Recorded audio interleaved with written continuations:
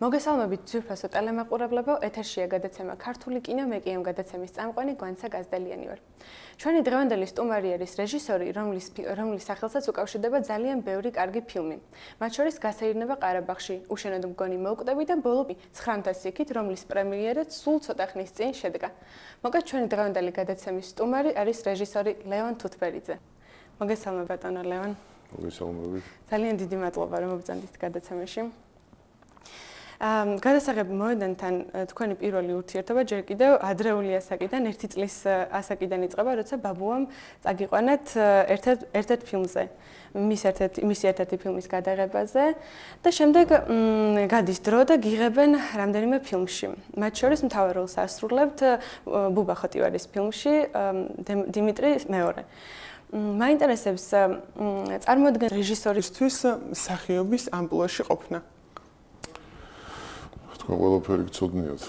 პირველი ფილმი მართლაც რომ ეხლა ჩემი ოჯახი კინო ოჯახი არის ფაქტიურად, იმიტომ რომ ბაბუა ჩემი ლევან ხოტივარიც და ლევან ხოტივარიდან დაწყებული ორივე ბიძა რეჟისორები იყვნენ, ამიტომ ეს არ არის გასაკვირველი რომ მე რაღაცა მოხდი ამ სფეროში და პირველი გადასაღებ მოედანზე პირველად მართლაც რომ ვიყავი რამოდენიმე რაღაცა წლის და რაღაცა თვეების, ეს იყო უდიპლომო სასიძო ფილმი, როდესაც ბაბუა ჩემი იღებდა და აი იქ ფოტოები მაქვს მე სახში ძალიან საინტერესო, როდესაც აი ცნობილ გენიალურ მსახიობებთან ერთად ხან ერთს უჭივარ ხელში ვყევარ ხან ერთ მსახიობს, ხან მეორეს და აი იქიდან დაიწყო ასე ვთქვათ ჩემი ნათლობა ალბათ კინოში. შემდეგ როგორც თქვენ ახსენეთ, ეხლა რამოდენიმე მე მსახიობი არა ვარ პროფესიით, ეს შემთხვევით მოხდა აბსოლუტურად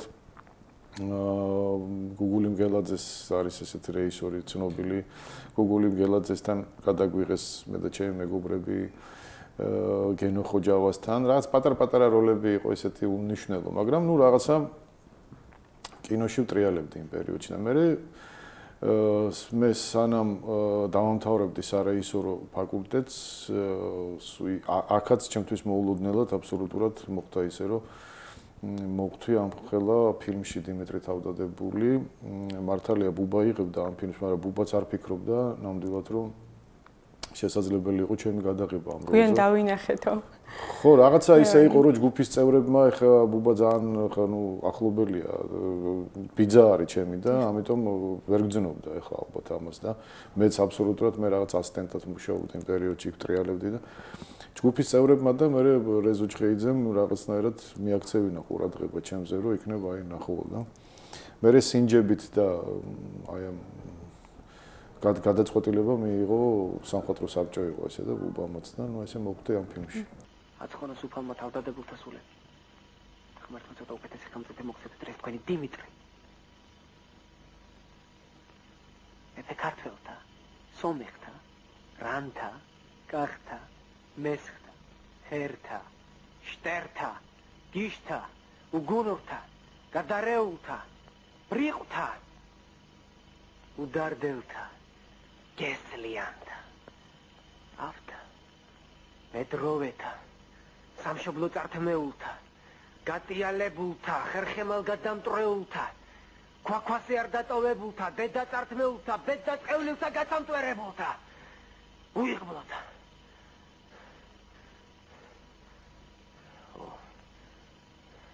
უიღბლოთა.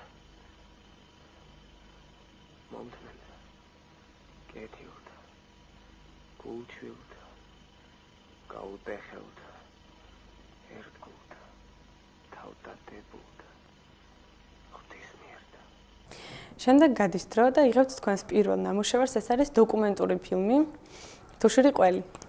ხო, თუშური ყველი მანამდე გადავიღე მე, ეს იყო, ესე იგი, მე ამ პერიოდში ვსწავლობდი ინსტიტუტში და ეს იყო პირველი კურსის ნამუშევარი, ჩვენი პედაგოგები იყვნენ სოსო ჩხაიძე, გენიალური რეჟისორი, თუში მეცხვარის ავტორი და ამავე დროს ბუბაც. და ჩვენ მოგწეს ესეთი თემები ჯგუფში, ეთნოგრაფიული თემები, ისეთი პრობლემატური თემები, როგორიც არის, ვთქვათ, აი ისეთი აი თქვა თუშური ყველის ტექნოლოგია ან ქართული ჩოხა როგორ იკერება, რომელიც გადაიღო ალიკო ცაბაძემ, ან როგორ კეთდება რაჭული ლორი და ასე შემდეგ. ნუ მე შემხვდა ეს თუშური ყველი და ეს იყო ფაქტობრივად ისეთი დავალება და წავედით რამოდენიმე ადამიანი თუშეთში და გადავიღეთ იქ ძალიან სასიამოვნო იყო ხე თუშეთში ყოფნა და გადავიღოთ დოკუმენტური ფილმი როგორ კეთდება თუშური ყველი და ძალიან საყვარელი ფილმი იყო ჩემთვის ეს იყო პირველი ნამუშევარი ჩემთვის. თქვენ ახლა ხართ კარგად გამოცდილი რეჟისორი, რომელსაც აქ ძალიან ბევრი კარგი ფილმი გადაღებული და აი დღევანდელი გადმოსახედიდან თქვენთვის აი როგორ შეაფასებთ თქვენს პირველ ნამუშევარს? რამეს ხوار შეცვლიდით ან დაამატებდით? არა, იცით მე ვფიქრობ არაფერს არ შევცვლიდი, იმიტომ რომ ძალიან სადა ფილმია და აი როგორ გითხრათ რა სტუდენტის გაკეთებული ფილმი ყოველთვის არის ძალიან ალალი და ძალიან ისეთი მართალი ფილმი და მე ვფიქრობ რომ ესეთი ფილმი გამოვიდა ეს იმიტომ რომ იმ პერიოდში ისეთი ოსტატები მყავდა გვერდში თუ როგორც ახლა სოსო იყო და ბუბა როცა ჩვენ ვსწავლობდით და ვფიქრობ რომ მან ისინი არ მომცემდეს საშუალებას იმისი რომ იქ რაღაცა შეცდომა დაგვეშვა ჩვენ სტუდენტებს და ამიტომ რაღაცა ძალიან მიყვარს კაი ფილმია. თქვენი მეორე ნამუშევარი ისე დოკუმენტური ფილმია, ეს არის უბისა. სადაც ფრესკების მიხედვით ხდება ოთხივე სახარების წაკითხვა. და რომ მოგვიყეთ თვითონ საიდან გაჩნდა ამ ფილმის გადაღების იდეა? შემთხვევით მე და ბიზაჩემი სახში ვიჯექით რაღაცა უცბად მაჩვენა წიგნი იყო ესეთი გამოცემული უბისა. და აი ეს ფრესკები იყო. ნახეო რა საოცარი ფრესკები არისო მაჩვენა და დავიწყეთ ამაზე რაღაცა ლაპარაკი ამ ფრესკებზე უცბად გაჩნდა ესეთი იდეა რომ ხوار გადამეღო თქვათ აი ამ ფრესკებზე ფილმი და მე თვითონ სტილი უკვე შევემუშავე ისე რომ თითქოს საშუალება იყო რომ აი ამ ფრესკების საშუალებით მომეყოლა სახარება თავარი თქვათ ეპიზოდები. ძალიან კარგი იდეაა სხვადასხვა.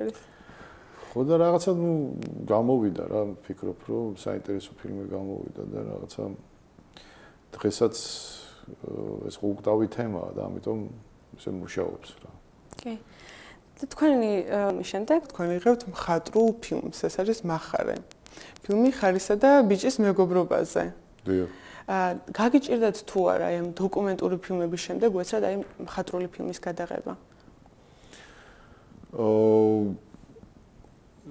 ნუ რასაკურველია ხა ეს პირველი ფილმი იყო ჩემთვის ახლა მსახიობებთან მუშაობ, თან ბავშვთან მუშაობდი, იმიტომ რომ მე ცოტა რთულია ბავშვთან მუშაობა, მთავარი გმირი იყო სულ პატარა ბიჭი სანდრო ქუმსიშვილი,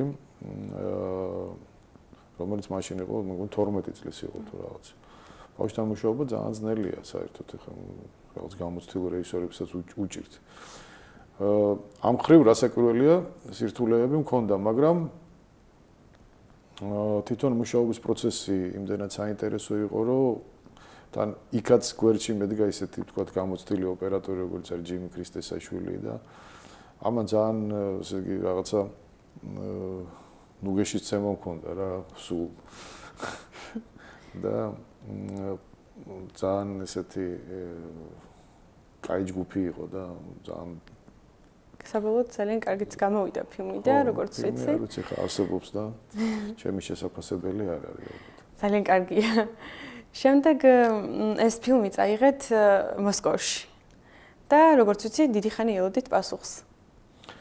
კი არ წავიღეთ, მაშინ ეს სატელევიზიო ფილმი იყო და ესეთი სისტემა იყო, რომ ფილმები მტკიცდებოდა საბოლოო ვარიანტი მოსკოვში და დიდხანს ველოდით პასუხს, მაშინ რატომღაც გაიჭედა, სულ ფიქრობდი რა ხდება, რა არის ხლა ამისთან აიგ და მე აღმოჩნდა რომ პრობლემატიკა იყო ის რომ იქ ხარის და ბიჭის ამბავია, ხა თუ გახსოვდა ეს ხარი რაღაცნაირად მეიღეს როგორც საქართველოს და რომელიც ეგ კარგი ამბის და მე რაღაცა იწყებს ძებნას და მე პოულობს. იდეაში რასაკურველი ხლა ეს ხარი იქ სიკეთის სიმბოლოა და შეიძლება სამშობლოთაც წარმოიდგინო და რა ვიცი ხა მაგრამ ნუ ესე რაღაცა ძალიან შეეშინდათ რომ აი ეს თემა არ განვითარებულიყო და რაღაცა თქვი აზრი არ მიცემოდა. ხო, აზრი არ მიცემოდა ამისი და ამიტომ რაღაცა ბუქსაობდნენ. და ნუ ბოლოს მაინც გადაწყვეტილება მიიღეს და აი თქვენი შემდეგი ფილმი არის ნაზარის უკანასკნელი ლოცვა. და თქვენი ინტერვიუებიდან შევიტყვე რომ ეს ფილმი არის თქვენი საყვარელი ფილმი. კი, მართალია. რატომ ამოირჩიეთ ეს ფილმი თქვენი ნაწარმოებებიდან? ეს გახლავთ აკაკი გაწერილიას მოთხრობა იყო ესეთი.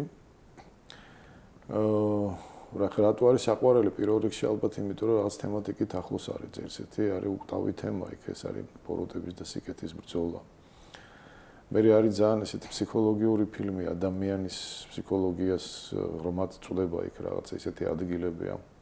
დიალოგებია ძალიან. მე არის ჩემთვის იყო საოცრად საინტერესო მუშაობა ეს დიდ მსახიობებთან როგორც იყო სამწუხაროდ არც ერთი აღარ არის ცოცხალი გურამ ფირცხალავა და რამაშ ხვიკვაძე. მე რაღაცა ესეთი ძალიან კომპაქტური ფილმია და ერთი ამოსუნ თქვით თითქოს გაკეთებული და ამიტომ ძალიან მიყვარს ეს ფილმი რა. გებიათ ან თითქოს ერთმანეთის არა მარტო ორ ადამიანს შორის დაპირისპირება, არამედ თვითონ საზოგადოების იდეური დაპირისპირება არის და ალბათ სწორედ ამიტომ ძლივს გადაურჩა ცენზურას. ცით რა მანდ პიროვნების პრობლემა არის კომისარი, რომელიც კომისარი არის ადამიანი, რომელიც ებრძვის თავის თავს ეს ყველა ადამიანში არსებობს ხო რაღაცა ცუდი და კარგიც ეს ბრძოლა სიკეთესა და ბოროტება შორის შიგნიდან და აი ამ დახვრეტის წინა მეტროპოლიტთან შეხვედრა მას მიტროპოლიტთან შეხვედრა უბიძგებს იმისკენ რომ მან ისე უნდა ჩაიხედოს თავის თავში და იწყებს ბრძოლას თავის თავთან უნდა რომ დაუმტკიცოს თავის თავს რომ ის არის მართალი მაგრამ სამწუხაროდ ისეთ სიწმინდეს ეჯახება და ისეთ სიმართლეს რომ ის სიმართლე აჩვენებს რომ ის არის ტარი სულიერად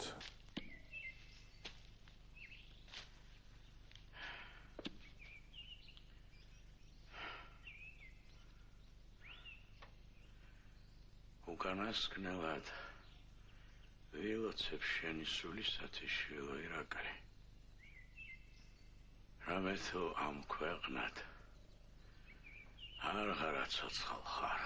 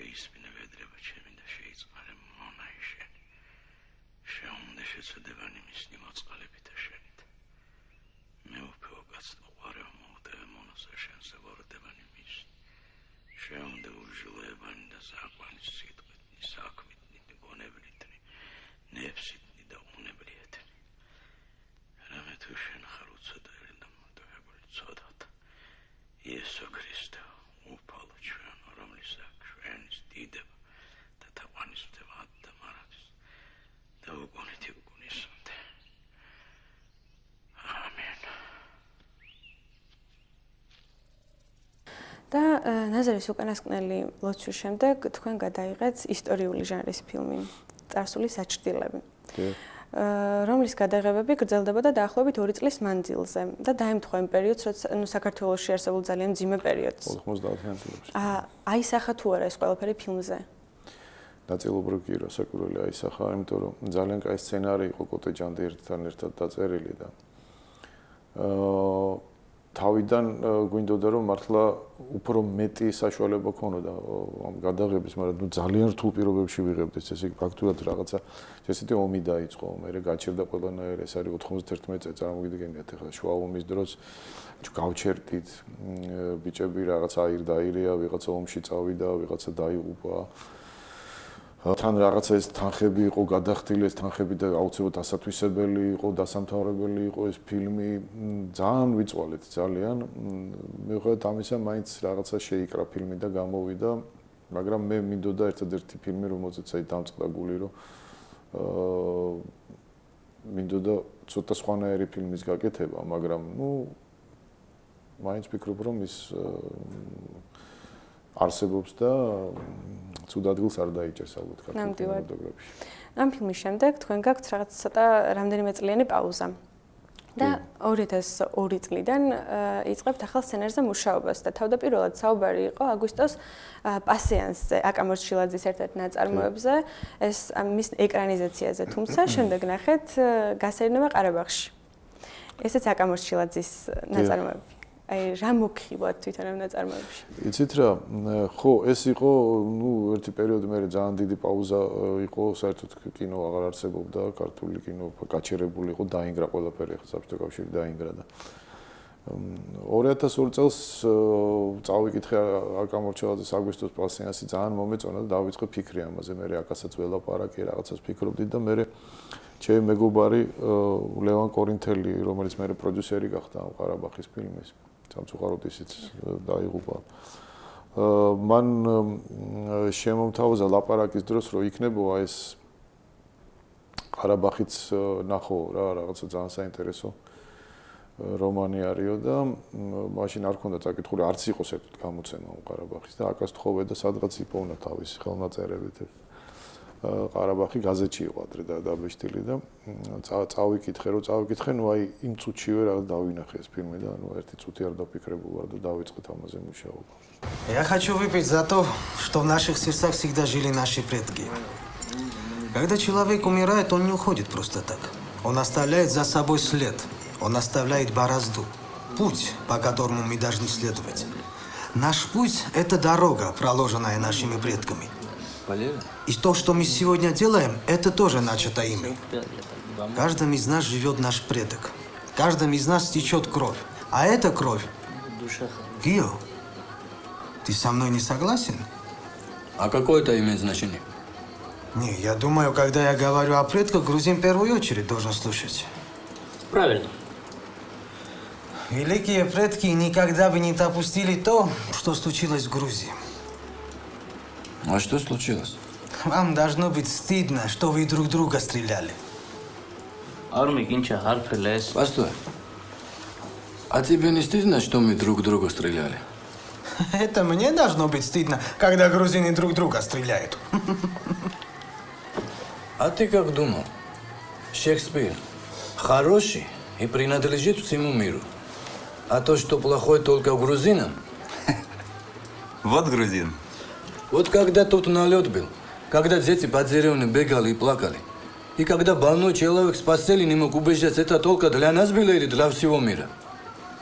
Какой налет? На той неделе. ფილმში თამაშობენ ძალიან ახალგაზრდა მსახიობები.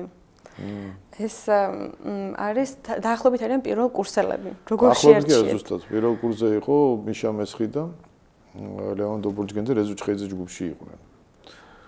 ჩვენ ვეძებდით რაღაცა გმირებს იმ პერიოდში და ერთ-ერთი ჩემი ასისტენტმა მოიტანა ფოტოები.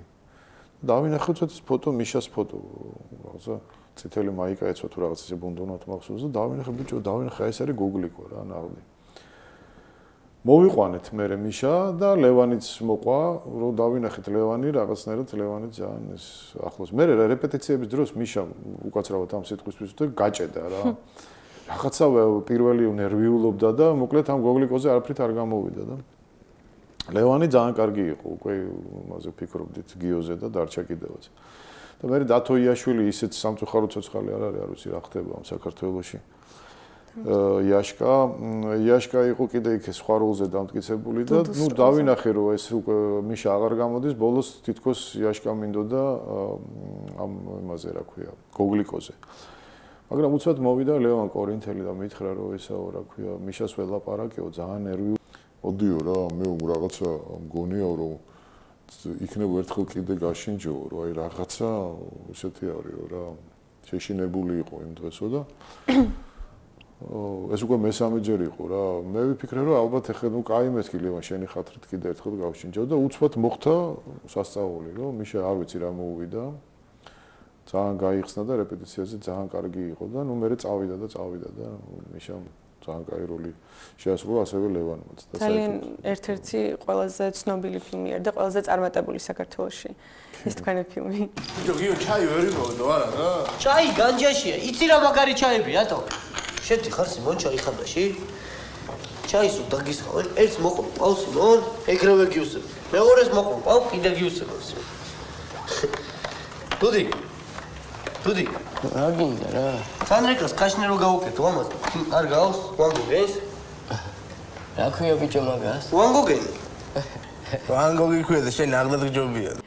ამის შემდეგ თქვენ გადაიღეთ ფილმი უშენოდ მგონი მოვკვდები, რომელიც თითქოს რაღაც მსგავსება არის ამ ორ ფილმს შორის, გასეინება ყარაბაღში და უშენოდ მგონი მოვკვდები თავისი რეალურობით.